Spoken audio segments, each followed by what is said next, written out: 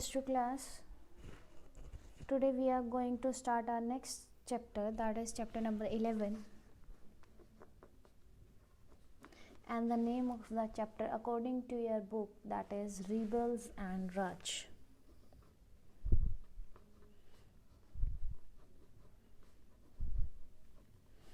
But according to your syllabus 2021, the name of the chapter is Representation of Revolt 1857. इसमें हम mainly जो बात करेंगे रिवॉल्ट 1857 की करेंगे, 1857 की क्रांति, उसकी रिप्रेजेंटेशन यानी उसके बारे में जो जो रिकॉर्ड्स मिले थे उसको कैसे प्रेजेंट किया गया, उसकी सारी बातें हम इस चैप्टर में अपने डिस्कस करेंगे. आज जो है हमारा इंट्रोडक्टरी पार्ट है, जैसे कि हम हर चैप्टर का करते हैं. So let's start the chapter. कहता है कि जब 10th में 1857 की आफ्टरनून थी, late in the afternoon of 10th में 1857. क्या टाइम था वो? 10th में 1857, लेट आफ्टरनून. ये जो टाइम पीरियड था इसमें क्या था, तो 10th में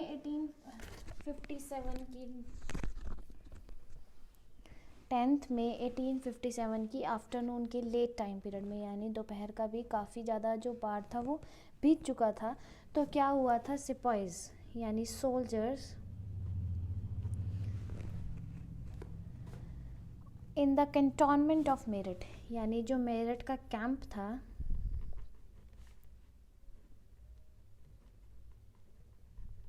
कैंटोनमेंट मीन्स हम कह सकते हैं कैंप. तो जो मेरठ के कैंप के जो सिपाहीज थे वो क्या हो गए थे, म्यूटिनी में ब्रोक आउट हो गए थे, यानी म्यूटिनी में कन्वर्ट हो गए थे. अब ये म्यूटिनी क्या है इसके बारे में हम बात कर लेते हैं. म्यूटिनी का मतलब होता है बागी हो जाना. क्या हो जाना? बागी हो जाना, यानी खिलाफ हो जाना. ये जो सिपाहीज थे ये किसके खिलाफ हो गए थे? अपने सुपीरियर के खिलाफ हो गए थे. जैसे कि हमें पता है कि जो ये 1800 वाला टाइम था, that is the time period of Britishers. हमारे इंडिया में किसका रूल चल रहा था? ब्रिटिशर्स का रूल चल रहा था. तो इनके जो सुपीरियर थे, यानी कंटोनमेंट के जो सोल्जर्स के जो सुपीरियर थे, यानी उनके जो चीफ थे, दैट इज़ ब्रिटिशर. तो वो ब्रिटिशर के क्या हो गए थे? म्यूटिनी में कन्वर्ट हो गए थे, यानी बागी हो गए थे, उसके खिलाफ हो गए थे. और कौन कौन सी जो कहते हैं कि मिलिट्री थी, वो कौन कौन सी मिलिट्री थी? वो मिलिट्री थी इन्फेंट्री. इन्फेंट्री मतलब soldiers, and other one is cavalry. Cavalry मतलब जो घोड़ों पर रहकर क्या करते हैं, यानी घोड़ों पर बैठ कर युद्ध किया करते हैं, लड़ाइयाँ किया करते हैं, दैट इज़ कैवलरी. तो ये जो लोग थे, यानी ये जो आर्मी थी, ये किसके खिलाफ हो गई थी? सुपीरियर के खिलाफ हो गई थी. और उनके जो सुपीरियर थे उस टाइम पे वो ब्रिटिशर थे, ना कि कोई इंडियन था या कोई उनकी ओरिजिनेशन से बिलोंग करता था. और सिर्फ सिपाहीज ही नहीं, यानी सोल्जर्स ही नहीं, धीरे धीरे जो मतलब इन्फेंट्री तो हो गई, सोल्जर्स, फिर कैवलरी ने भी उनको सपोर्ट किया. एंड देन जो ऑर्डिनरी पब्लिक थी, यानी जो लोग थी, आम जनता थे, ऑर्डिनरी पीपल थे, उन्होंने भी इस रिवॉल्ट में यानी इस क्रांति में इनका साथ दिया था. जो भी वहाँ के यानी मेरठ के जो आसपास के गांव थे, वहाँ के जो ऑर्डिनरी पीपल थे, जो ब्रिटिशर्स के ख़िलाफ़ थे, जिन्हें ब्रिटिश रूल अच्छा नहीं लगता था या उनके रूल्स एंड रेगुलेशन उन्हें बहुत अजीब लगते थे या वो फॉलो नहीं कर पाते थे, गलत लगते थे, तो वो भी क्या हो गए थे, इन सिपाहीज़ के साथ या इन सोल्जर्स के साथ इंक्लूडेड हो गए थे, और उन्होंने 1857 का रिवॉल्ट छेड़ दिया था. एंड ये इन्होंने क्या किया था, मतलब ये नहीं कि इन्होंने क्रांति छेड़ दी तो ये बैठे रहे होंगे या उनके खिलाफ हो गए होंगे. खिलाफ होने का मतलब इन्होंने कोई अपने एक्शंस के थ्रू ऐसा बताया होगा कि हम आप लोगों के खिलाफ हैं. तो सबसे पहले जो ये सिपाहीज थे, यानी ये जो सोल्जर्स थे, उन्होंने बेल ऑफ आर्म्स को कैप्चर कर लिया था. बेल ऑफ आर्म्स मतलब एक ऐसा गोडाउन या एक ऐसी जगह जहाँ पर सारे ये जो आर्म्स हैं, हथियार वगैरह हैं, वो रखे जाते हैं. तो बेल ऑफ आर्म्स एक ऐसी जगह थी जहाँ पर सारे आर्म्स और एम्यूनिशन, ये एक वर्ड आपके लिए बहुत नया है, एम्यूनिशन। एम्यूनिशन मतलब गोला बारूद, यहाँ पे ये खतरनाक वेपन्स या उनका जो पाउडर वगैरह है वो रखा जाता था। तो सबसे पहले उन्होंने वो चीज़ कैप्चर की। क्यों कैप्चर की?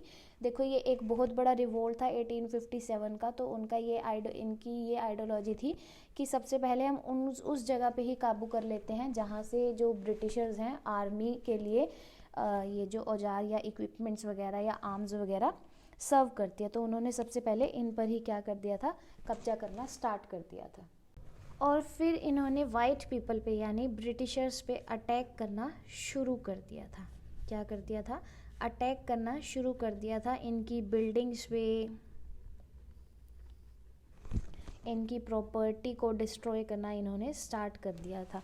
तो इस तरह जो थे ये अपना बागीपन जो था वो ब्रिटिशर्स को दिखा रहे थे। ये भी डिस्कस करेंगे कि ये जो बागी हुए थे या इनको ऐसे कौन से रूल्स थे जो ब्रिटिशर्स ने बनाए थे और उनके खिलाफ हो गए थे और उन्होंने इतना बड़ा विद्रोह जो था छेड़ दिया था। तो उनकी पर्सनल प्रॉपर्टीज़, गवर्नमेंट बिल्डिंग्स,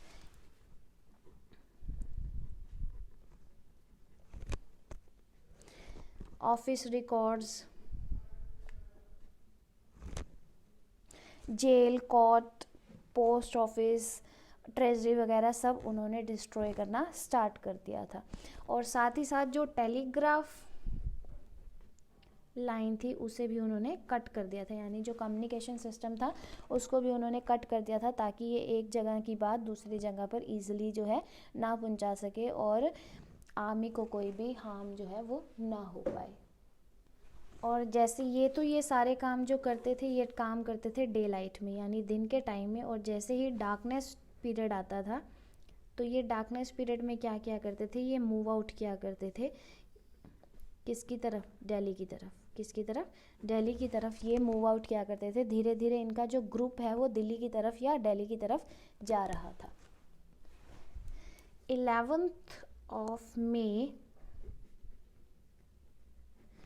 को ये जो आर्मी थी, ये जो सोल्जर्स थे, ये दिल्ली में रेड फोर्ट के गेट पर पहुंच गए थे।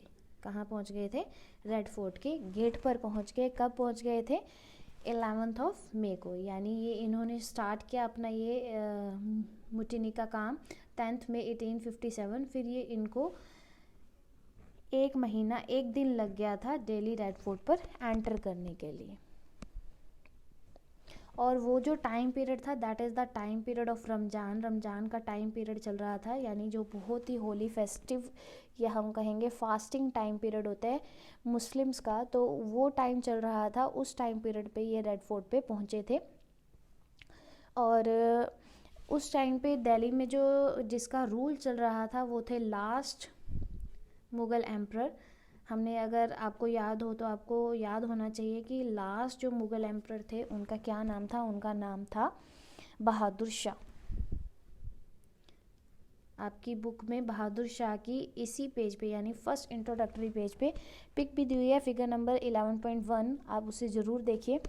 तो उस टाइम पीरियड पे क्या हुआ था, बहादुर शाह का रूल चल रहा था दिल्ली में। उन्होंने क्या किया था, जैसे कि मैंने आपको बताया। अब देखो यहाँ पे रमज़ान की बात क्यों की गई थी?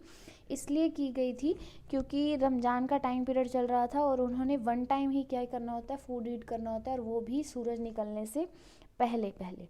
तो जो बहादुर शाह थे उन्होंने अपना जैसे फूड वगैरह लिया था और फूड लेकर वो बाहर ही आ रहे थे, तब उन्होंने सुना था गेट पर कि ये जो सिपाहीज़ हैं ये इनकी मतलब रूलिंग एम्पायर में एंटर कर चुके हैं। इसलिए यहाँ पर जो है रमज़ान की बात की गई थी। और एमसीक्यू पॉइंट ऑफ व्यू में भी पूछा जा सकता है कि रमज़ान की क्या इंपॉर्टेंस थी इस टाइम पीरियड पे, क्यों रमज़ान की जो टॉकिंग है वो यहाँ पर की गई थी। तो आपको ये मेंशन करना है कि रमज़ान की फास्टिंग का जो भी प्रोसीजर था उसको वो पूरा करने के बाद बहादुर शाह जो हैं उन्होंने किसके बारे में सुना था? इन सिपाहीज़ के म्यूटिनी के बारे में सुना था। तो अब ये बहादुर शाह के पास क्यों आए थे इसके बारे में बात कर लेते हैं। क्योंकि देखो एक आर्मी को एक गवर्नमेंट के ख़िलाफ़ जाना था तो उसके लिए उन्हें भी क्या चाहिए था? सपोर्ट सिस्टम चाहिए था। कोई ऐसा गाइड चाहिए था जो इस वॉर के लिए उन्हें बता सके कि कैसे लड़ना है कैसे नहीं। और ये जो एम्परर्स होते हैं इन्हें काफ़ी वॉर एक्सपीरियंस होता है, तो इन्होंने कहा था कि हम आपके जो एम्पायर में आ गए हैं, हमें आपकी मतलब हम आपके अम्ब्रेला के नीचे रहना चाहते हैं, और हम मेरठ से आए हैं और काफ़ी ज़्यादा इंग्लिशमैन को हम किल करके आए हैं। क्यों किल करके आए हैं इसके बारे में हम बात कर लेते हैं। क्यों किल करके आए थे? देखो, हमारी आर्मी में जो थे वो कुछ मुस्लिम थे और कुछ हिंदूस थे। तो हिंदू जो हैं वो काऊ की पूजा किया करते हैं, और मुस्लिम्स जो हैं वो पिग को मतलब बहुत ही ज़्यादा इम्प्योर मानते हैं। वो पिग को मतलब बहुत ज़्यादा हम कह सकते हैं अवॉइड करते हैं। तो इन लोगों ने क्या किया था, मतलब ये क्यों रिवोल्ट करना चाहते थे और क्यों चाहते थे कि जो बहादुर शाह है उन्हें सपोर्ट करें, और क्यों ये रिवोल्ट चाहते थे? तो जो ब्रिटिशर्स थे वो क्या करते थे, अपने मतलब बुलेट्स वगैरह को, मतलब जो बारूद या हम कहेंगे बुलेट्स होते थे, तो उन्हें उनके ऊपर क्या कर दिया करते थे, पिग और काऊ की मीट की कोटिंग करवा दिया करते थे, जिसे चलाने से पहले इन्हें अपने माउथ को यूज़ करके क्या करना पड़ता था, उसे ओपन करना पड़ता था या उसे कट करना पड़ता था। जिस वजह से ना तो ये बात हिंदूज़ को अच्छा लगती थी क्योंकि वो काऊ की पूजा करते थे, और मुस्लिम जो बिल्कुल पिग को इम्प्योर मानते थे अकॉर्डिंग टू देयर रिलीजन्स, तो इन्हें ये दोनों चीज़ें बहुत ही अजीब लगी, वो ऐसा नहीं करना चाहते थे इसलिए। और ब्रिटिशर्स जो थे वो जानबूझ के बुलेट्स फाइट करवाया करते थे, क्योंकि कोई ऑप्शन ही नहीं होता था आर्म्स को रीलोड करने का, इस तरह से उन्हें बाइट करना ही पड़ता था। और इस वजह से जो ग्रुप था वो क्या हो गया था, ब्रिटिशर्स के खिलाफ हो गया था। और जैसे कि मेरठ की आर्मी जो थी वो म्यूटिनी हो गई थी, फिर पता चला कि एक अनदर ग्रुप जो है वो भी ब्रिटिशर के खिलाफ हो गया है, सोल्जर्स का ग्रुप, और उन्होंने भी काफ़ी वाइट मैन्स को मारा है, और काफ़ी रिच जो दिल्ली के लोग थे उन पर अटैक किया है और उन्हें लूटा है। तो इस तरह से ये तो पता चल गया था कि जो दिल्ली है, दिल्ली के ऊपर जो ब्रिटिशर्स हैं वो उनका जो कंट्रोल है वो धीरे धीरे अब ख़त्म हो चुका था। और ये बात भी हम करेंगे कि बहादुर शाह ने ये जो मतलब आर्मी आई थी उनका सपोर्ट किया या नहीं किया, अगर किया तो क्यों किया, अगर नहीं किया तो क्यों नहीं किया। तो जो बहादुर शाह थे उनके पास कोई ऑप्शन नहीं था, उन्हें इनका जो था साथ देना था। क्यों? क्योंकि जैसे हमने बात करी कि ऑर्डिनरी पीपल जो थे कुछ वहाँ के उनके साथ इंक्लूडेड थे, और प्रजा के लिए राजा को बहुत कुछ करना पड़ता है। इसके बारे में हम डिटेल में जो है बाद में डिस्कस करेंगे। तो राजा ने क्या किया था, लेजिटिमेसी दे दी थी, यानी अपनी इजाज़त दे दी थी, और उन्हें कहा था कि मैं तुम्हारे साथ हूँ। फिर टाइम पीरियड आया था 12th and 13th मई का, तो यानी 11 को वो पहुंचे थे, 12 और 13 मई को जो नॉर्थ इंडिया था वो काफ़ी क्वाइट रह गया था, और बहादुर शाह ने उन्हें ये एश्योरिटी दी थी कि वो इस रिबेलियन में या इस रिवॉल्ट में उनका साथ देंगे। तो इस तरह से जो दिल्ली का वेस्ट था वो क्या हो गया था, ब्रिटिशर्स के लिए म्यूटिनी की तरह अराइज हो गया था। तो ये आपका इंट्रोडक्टरी पार्ट था। इससे रिलेटेड जो हमारा चैप्टर है, टॉपिक वाइज टॉपिक हम नेक्स्ट लेक्चर्स में डिस्कस करेंगे। आई होप आपको जो इंट्रो है वो समझ आया होगा। हमने क्या समझा कि एक आर्मी ग्रुप था, वो क्या हो गया था, ब्रिटिशर्स के लिए म्यूटिनी बन गया था। उसका साफ साफ रीज़न ये था कि जो आर्म्स थे उनके ऊपर पिग और काऊ की कोटिंग की जाती थी, मीट की कोटिंग की जाती थी, और जो हिंदूज़ और मुस्लिम को पसंद नहीं था, उनके रिलीजन के ख़िलाफ़ था, इसलिए उन्होंने क्या कर दिया था, ब्रिटिशर्स के लिए एक जंग छेड़ दी थी। और उस जंग में उनके साथ तरह तरह की आर्मी भी इंक्लूडेड थी और ऑर्डिनरी पीपल भी जो थे वो इंक्लूडेड थे। तो दिन में वो ब्रिटिशर्स को नुकसान पहुंचाया करते थे, और रात में जो है वो दिल्ली की तरफ मूव किया करते थे। तो 11 मई को जो थे वो दिल्ली पहुंच गए थे, एंड सॉरी मैंने यहाँ पे एक बताया 10th मई, तो उन्हें 11 मई को वो दिल्ली के रेड फोर्ट में एंटर कर गए थे। एक ही दिन का जो है वो गैप है। तो उन्होंने फिर क्या किया था, बहादुर शाह की हेल्प ली थी युद्ध को लड़ने के लिए, और बहादुर शाह ने भी क्या कर दिया था, जो कि लास्ट मुग़ल एम्परर थे, उन्होंने भी उन्हें क्या दे दी थी, एश्योरिटी दे दी थी कि वो उनके साथ है। तो इस तरह से जो दिल्ली का वेस्ट साइड है वो बिल्कुल ही म्यूटिनी हो गया था ब्रिटिशर्स के लिए।